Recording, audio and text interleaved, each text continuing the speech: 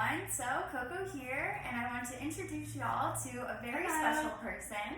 This is my mom. Yay! So, really exciting. She's actually going to be the first person that I interview for my interviews with the Dreamer. Yay. So, here she is for December, Dreamer of the Month. This is Loni Le Van-Etter, my beautiful, wonderful mom. I know it's hard to believe with my blue hair and brown skin, but this is my gorgeous mom. My gorgeous daughter. Oh, thank you. So I really wanted to interview her today for a couple of reasons. You know, they always say start with what you know, and what do I know better than the mom that raised me essentially by herself, superwoman that she is. So I'm really excited to, you know, let everybody know her story, and these are going to be a lot of the same questions that I ask everybody. So I'm just really excited to let y'all get to know some dreamers and kind of see what it takes behind all of the show whenever you see somebody take care of their dreams, right? So this is my mom. Mom, could you just tell everybody a little bit about like where you grew up and things like that, your childhood? Okay, sure. So my name's Loni Le Van-Etter, and I was born in Texas in Brownsville, and I was adopted by my biological grandmother when I was very small, maybe 2 years old, and myself and my two biological sisters both were adopted by them. So they had 5 girls, so in the end we all were raised together as 8 girls growing up. That's a lot of females in the house. Sharing a bathroom. Yes, and we didn't come from very much means, but we did always have each other. And that's what is most important, is to really appreciate your family. And even today, my closest family is my sister and, of course, all my kids. So that's where I grew up. All right, cool. So what about, what did you do like whenever you graduated high school? Did you like go to school? What did you do? So we ended up moving to Arkansas, to a really small town in Arkansas, and there really wasn't a lot of opportunity there. So I decided to move to San Antonio in with one of my sisters. And at that time, I met a boy, a man, and then we ended up getting married in short order. And instead of going to college at that time, I decided to join the Air Force. And then I moved to Japan with him, and he was also in the Air Force. And so we lived there for 3 years. Definitely. And that's where I was made. Yes, true. That's where it all happened. But I was born in San Antonio. So what did you do after you left Japan, you went back to San Antonio, and what happened then? Right. So we ended up splitting up, and then I moved back to San Antonio. And that's about the time I actually left that relationship because I just wanted to do something on my own, and for other reasons. And so at that time, I was kind of on my own with Court, and we were together for a good 14 years, just us two. Just us, yeah. But at that time, I went back to school, so I decided, I've always been drawn to mathematics, and it sort of comes easily for me. She's a superhuman math genius. She's very humble. No, I'm not, but I am a hard worker, and I do enjoy math, and I love the riddle of it and getting to the final answer and all of that. I don't know why it's weird. It's weird. I know it's weird, but I really like that. There's a lot of people I feel like that like that. Okay. Yeah, I've been told it's weird, but anyway. So I decided to major in engineering because that way I could use my mathematics skills. And what kind of engineering? It was electrical engineering, so I ended up getting my degree in electrical engineering. And at the time, I was working a few jobs and raising Courtney, so it did take me about 7 years to graduate. Yeah. And I remember I used to go with her to college. So funny because I ended up going to the same college that she went to. Yes. She would bribe me with coloring books and chicken nuggets. That's right. We both went to University of Texas at San Antonio.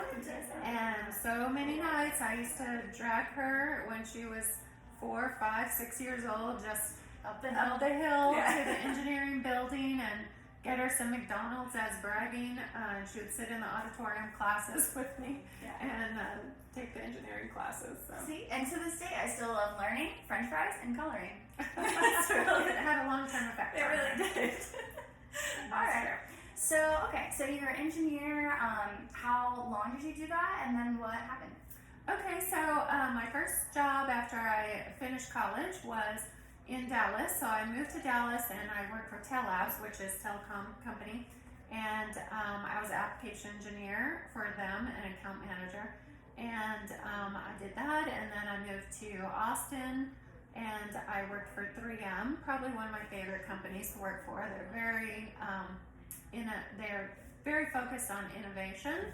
And so I really like that creative side of it. That probably did affect me long term as far as how I think about business. And then my final job in that career as electrical engineer was for Hewlett Packard. And I moved to Houston for that job. And then I was a global product marketing manager where I would write specifications for tablets of all things. And when I worked for Hewlett Packard, I didn't even work for them very long, but I think that working for a company that large, and at the time they were still all merged together in a big conglomerate, they probably employed about 300,000 people worldwide, and so it just really makes you feel like you don't really count that much. And so I think that also had a bearing on my chosen direction after that position. Okay, and then what did you do? And so that sort of turned the tide for me, and I decided I wanted to make something of my own. And so I was just researching different companies that I could buy. With my technology degree and my background, I looked at different wireless companies to buy, or maybe even solar panel companies to franchise. And in the end, I think, when you're an electrical engineer and working in that field, there are mostly it's a male-dominated kind of industry, and so I always worked with males in my career. And growing up in the household full of women, I think that also had a sort of influence on me, and I wanted to get back to something that I really would have more fun with and really enjoy. So I looked at different franchises, blow-dry bars, and spa companies and different things of this nature. And the more I researched online just about starting your own business and how to go about it, then I decided I wanted to create something new and fabulous and magnificent, and that's how I came up with Glass House, which I just love, and even today I still love. Yes. And we've been in business about 5 years so far. It's going very well. The first couple of years were pretty stressful because you have to grow your business enough to be able to overcome your fixed costs. But I'm happy to say that we've been profitable, and even this year with pandemic going on and we were shut down 2 months, we still are growing 40% over last year. So it's all good news. That's really awesome. So she talked a lot about her passion for math and things. Obviously, you can tell she has almost unmatched drive, I feel like. But she really, as you can tell, is a very girly girl, put together, beautiful Barbie of a woman. And so I'm a girly girl. I love that she decided to pursue something that, also makes her excited, and another thing that she enjoyed, just like math. So what all do you do at Glass House? Of course, I'm going to give a tour of this place. We're here right now. It's very beautiful. She did all of the designing herself on top of all of the business plans, and it is very my mother, very chic and glamorous. So y'all will see that, and then I'm going to get some services, perks of being the daughter, right? Yes, absolutely. Yeah. So at Glass House, we do all types of beauty and wellness services. The space that we've built out is about 4,000 square feet, and in the front there's a large curved aesthetic bar, we call it, where we do manicures up at the counter, so you can have your glass of wine at the bar while you're having your nails done, which I always was in love with that idea. And then we also have a hairstyling area, a hair salon. This here in this room is the party room, where if we were not in a pandemic, then sometimes we do have birthday parties and bridal showers and things like this. And then we also have a very nice ladies' lounge with lockers and a shower, and that leads to the relax room with a fireplace. And then we have 8 treatment rooms in the back. But our range of services is basically everything that you need to take care of yourself as far as beauty services. We do hair, skin, and nails, and also facial aesthetics. So we have very good estheticians that do facials and skincare consults and put you on treatment plans. As well, we do microderm and dermaplaning, microneedling. We've added PRP this year, and we have few nurses that work here, and they do the injectable services, which are more medical. Yes. So Botox, Juvederm, Restylane, Kybella, those type of services. But we also are a relaxing spa, so part of being your best self is also focusing on your wellness and relaxing and rejuvenating. And so we also do massage and body wraps, and we also take care of waxing and sugaring and things of this nature. And they definitely do eyelashes, which I need to get mine refilled, but that's my favorite thing here. I didn't even mention that, but eyelashes are one of our most popular services. I just do that all the time, so that's my favorite. But yeah, so obviously Glass House is really, really beautiful and a huge, awesome concept, and it's been crazy, crazy successful. And you know, I've told you this before, but it's just really exciting to see you go from one career to another and literally just jump and be so successful. It's like really inspiring. Well, it takes a lot of hard work, and you just have to push hard and really drive towards your goals. Definitely. And I have to say, I'm really, really thankful that you're my mom. You're definitely a unique one. Very different from a lot of moms, I would say. And you definitely taught me how to have drive and ambition and to be able to pursue my own goals. Good. And I know you are getting started with yours, but it's off with a great start, and I think you're going to be very successful. Well, thank you, Mom. I appreciate that. So we're going to get into some more questions now. This is a fun one. I love this story. She's apprehensive to tell this one on camera, but I love this story. What's your most embarrassing moment? Well, my most embarrassing public moment, let's put it this way, and Courtney knows this story because she's heard it since she was a child, but it was just Christmas season, and I was at the mall, and I was just on my lunch break, so I was wearing a skirt, business attire, and I had it tied around the side. It was just like a silk wrap skirt, and I was about to go down the escalator, and my whole skirt fell off. So that was my most embarrassing moment, not to mention I was wearing thong panties to make it even better. But I just sort of picked up my skirt and wrapped it around myself and did not even look around me until I got down the bottom and a little far away, and then I kind of looked to see, oh my God, who would suddenly do that? It was a very embarrassing situation. My favorite part of the story is when you say that you were up on the escalator, so you were like up high in the middle of the mall for everyone to see. Going down, yeah, terrible. That's so awesome. All right, so change the energy a little bit. What's your most fulfilling moment that you've ever had? Fulfilling moment. Happiest fulfilling. Yeah, I don't know. I mean, I've had a lot, of course. I'm very, as far as fulfilling, I mean, everyone that has children can tell you this, is that your kids are really what fulfill you. I don't know. Maybe not everyone wants to have children, but just being able to be with you during the holidays, and this is a rare one because we are having a pandemic. Then I get to have Courtney back home, which I never thought would happen because she's a very independent girl, just like her mother. But yeah, that's been priceless, an opportunity of our lifetime to be together again. So I really love that. It's been really fun, for sure.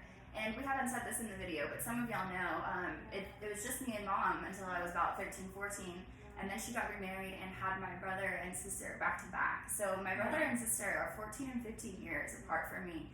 And now being back and with everybody, it's been really nice because when I was in high school, they were babies and I was just like hanging out with babies. Right. Now they're like little adults with like sass and attitude, and they're fun, you know. Now they all cook together and paint together. Yeah. So it's been awesome. All the things. And they are definitely creatives as well. It's cool to see how obvious it is that it runs in our family, for sure. But let's see. So how about... Oh yes, so this is a good thing, and I talk about this in DreamAwake all the time, is that failure is a necessary step in order to achieve anything, and I think you would probably agree with me.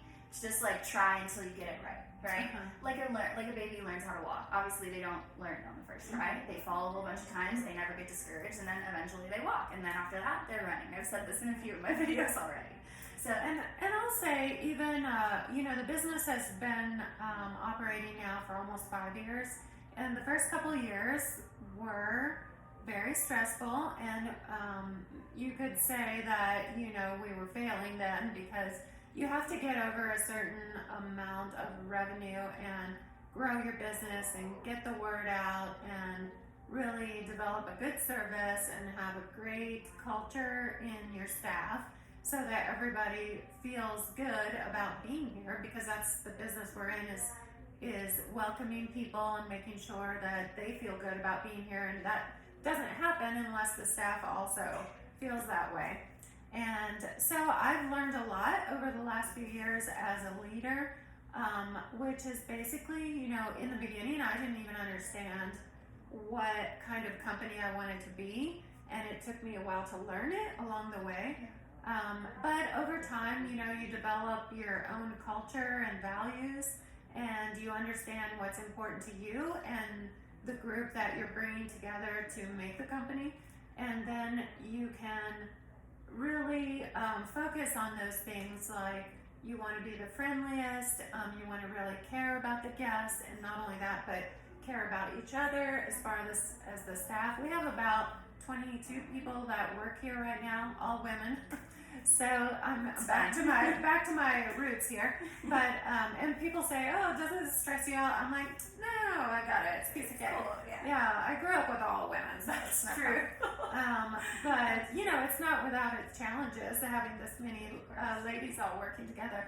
But when we all have the same goals and the same values, and we want to have integrity and be the best at what we do, all of those kind of things, then it really comes together to create a really special space. And even over time, in the beginning, I always knew I wanted to have a company that was the type of company that I would want to work for personally if I was the employee. So that's why it's very important to me that we take care of the staff, and that's really our main motivation, is to take great care of the guests and of the staff, because without taking care of the staff, then you wouldn't even have a company, right? So it's important to me, since I did grow up without any means, health insurance is very important to me. So we do offer health insurance and benefits, and the company pays half for all that. We offer paid time off and vacation pay. We have a birthday benefit where we give everybody free services and drinks on their birthday. And we have a fitness program where the company invests. I didn't know that. Yeah, and we pay half for their gym membership and so on. That's awesome. Oh my gosh. All good stuff. But, and this is just the beginning of what I want to do for our staff. So I'm super excited about it. Honestly, I'm really excited to see what you do. The fact that she just started a handful of years ago and she's already here, I can only imagine what it's going to look like. Well, it seems like it was a good long 5 years. I mean, I started getting to the point where we are now. I feel that, but I started working on DreamAwake 5 years ago, and I'm a little further behind than you are. No, you're not. You're going to do fine. I have all the faith in you. Well, thank you. You're a hard worker. I am. I learned it from you, for sure. So going back to failure, what would you say is like your biggest failure, or maybe like biggest hardship, and how did it help you? Well, let's see. I mean, one thing is, you fail all the time. When you are a business owner, you have a lot of hats, and I like to read business books. So I read this one book, and one thing in there that the author was saying was that when you are a new business owner, you have these catastrophes and emergency situations that you have to deal with, whether it's an irate customer or the authorities get called for some reason, or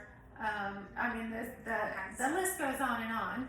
But when you have these kind of situations, or and they could be financially related as well, but you learn to overcome and get past them each time as the years go by, maybe you'll have a similar situation, but now you've seen it before, you know how to handle it. It's not an emergency anymore. Now it's just something that, oh, yeah, I know what to do in that scenario. Yeah. And so that's how you learn from those kind of catastrophes. And as the time goes by, you just get better and better at it. Definitely. Life doesn't get easier, you just get stronger, right? Exactly. Yeah. Definitely. Let's see, what else do we have here? Okay. So I think we've talked a lot about your passions and talents and how do you use them in your everyday life. Do you have anything to add about that? Just that I am an ambitious woman, so I feel like we've just scratched the surface here at Gloss House and with the company, and I'm always telling the girls that we work with, all the staff who are fabulous, just about the sky's the limit, and I want them to believe as I do that in a couple of years we'll be in a place where we can expand and then they can grow with the company, and anyone that believes in this vision and helps develop it and make us a part of it will also be rewarded for it. And so I guess one thing I would say to any young girls out there or young boys or anyone that is thinking about what do they want to do in the future and what are their ambitions and their goals, then I would just say you only live once, and the best way to do it, and you want to follow your dreams, so we all know that, but don't have doubts in yourself. Sometimes you just need to make a plan. It's all, and this is probably the engineer in me talking, but you just need to make a spreadsheet, make a plan, that's 10 years out, and make a plan that falls back to 5 years out, and then a plan that is 3 years that rolls up, and then your 1 year plan, and then that relates to your monthly plan, and then just do the activities and the work and just push for what it is that you want to accomplish. And next thing you know, your business, your drive, your motivation will just get you to the next step, and then the next step, and finally you'll realize your goals. And that's a very mathematical way to do it, but it works. It is, but I mean, it's compounding effect, right? On the website I have, of course, CocoDreamsAwake.com. Y'all know I'll leave the links everywhere for you, but on the Mind Enhancements tab, that's the reading list, and I feel like everything you just said is straight out of one of my favorite books that I literally have 2 tattoos because of, called The Sledge. She's like, oh, she's not the biggest tattoo person. That's okay. I'm getting over it. I mean, after a few, you had to give up. I'm just saying. But there's a book on there called The Slide Edge by Jeff Olson, and everything she just talked about, he breaks down in such a crazy way that I almost don't even want to call it mathematical. I think about it as, or maybe even it is the most mathematical, that it's just like so plain and simple that like anybody can apply it to their life, and it makes any goal seem like it's completely attainable. Like, no big deal, you just gotta break it down. Smaller bites. They say, how do you climb a mountain? One step at a time. Mm-hmm. All right, cool. Absolutely. I think this is really obvious. What was your favorite school subject? We all know that was math. Definitely. And then, do you have a favorite book or a favorite movie? Oh, I've read so many good books. Favorite. Favorite movie. I like Training Day. You would. I love that movie. It's a great movie. I mean, I like Denzel Washington a lot, so I love Training Day and even Man on Fire. I love that movie so much. Oh my gosh, yes. Yeah, That's one of my favorites. Gets to your heart. It really does, yeah. And what was the other question? So favorite books. Any favorite books. I really liked Principles by Ray Dalio, and I think that's the one I was telling you about earlier, where he was saying it's a business book, but yeah. Yeah, no, people need to know. Absolutely, yeah. It's a really good one. All right, cool. Definitely. I'm like, all my books on the website definitely help with all things like that. What is your favorite color? Green. Green. I like green because green. it's just lush and organic and feel good and good for you. I feel like it's good for you color. It is the heart chakra color. And then, what's your favorite type of music? I know this. country music. She loves her country. I'm from Texas, so sorry about that. I'm from Texas, and it's not my favorite, but everybody else loves it. That's right. Okay, well, that's my excuse. I like some country. I just don't like jam it. Like everybody else in Texas. But let's see. You talked a little bit about it. I know you said you wanted to expand, but this doesn't have to be just with business. Do you have any hopes, aspirations for the future that you haven't talked about, or just elaborate on some? Oh, I just think as far as where we're going with the business, I really believe we're just getting started, so that's very exciting. But I really feel my role as the leader of the company is to serve everyone that works for me, because that's the thing that is closest to my heart, as far as that's the kind of company I want to have. So I want to be able to provide the resources and the education and the guidance, and to be able to let everyone live their best life that has committed to the greater good of the company. Absolutely.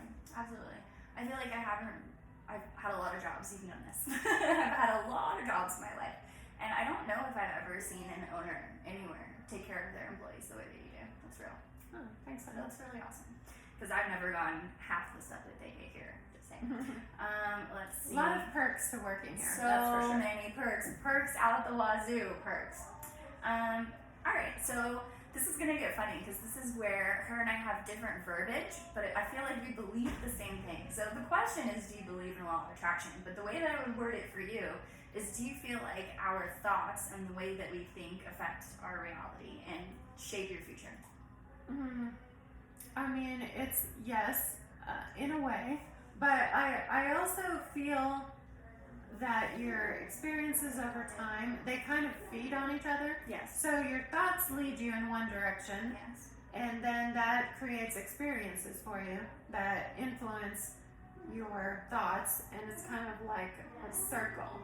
And then the more that you think in that direction, the more you go in that direction, then the more experiences you have that you lead yourself to, and then in the end that gets you where you're going. I mean, you don't think that you had a conscious role in the way that you affect your life? You don't think that you created all of this? I do, but what I'm saying is that my drive and my positive thoughts led me in that direction. Yeah. And then that created experiences, and those experiences affected me. Yeah. And that led me to more direction of where I wanted to go, and here I am. Yeah, definitely. Again, compounding effect. Yes. It's like they talk about, visualization, affirmations, all those things, everything for law of attraction, right? And it's not so much magic and woo-woo. That's not really how I see it. I feel like our brains are just computers, and I feel like if we sit in our head and we think, example, y'all know I'm in the market for a car right now, and I want a blue Jeep, okay? And so if I'm thinking in my head blue Jeep all the time, and I tell you right now, think about a blue Jeep, go out tomorrow in your car, and I guarantee you'll probably see one. And it's not that the universe brought you a blue Jeep because you were thinking about it, it's that you programmed your brain to notice a blue Jeep. So like, my argument with the law of attraction is that you decide what you want in your head, you think about it in your head, and if you use that brain power to focus on that, then your mind, your computer of a brain, is all of a sudden programmed to see the opportunities, to see what you have to do to get there, right? Yeah, That's I totally agree with that. Yeah, but I think you and I both agree, biggest key ingredient, you can't just imagine the stuff into your life, you have to work for it. And I think that you blast the competition out of the water with your work ethic. Push hard, one foot in front of the other. Yeah. Create a plan, work towards it. Yeah. Chip away slowly, one foot at a time. Absolutely. And then, last question. Really, it's not a question. Just, do you have any words of wisdom for all of our dreamers that are looking to pursue what they love? I would just say follow your dreams, make a plan, work backwards from there, and then take it one step at a time, and don't doubt yourself. You know, you only have one life, and, well, we're not sure about that, but you have this life, and you want to make the most of it that you can, and so just work towards your dreams and don't give up. Absolutely. Amazing. Great interview. I'm so excited for this one. Thank you so much, Mom. Love you. Love you too. All right.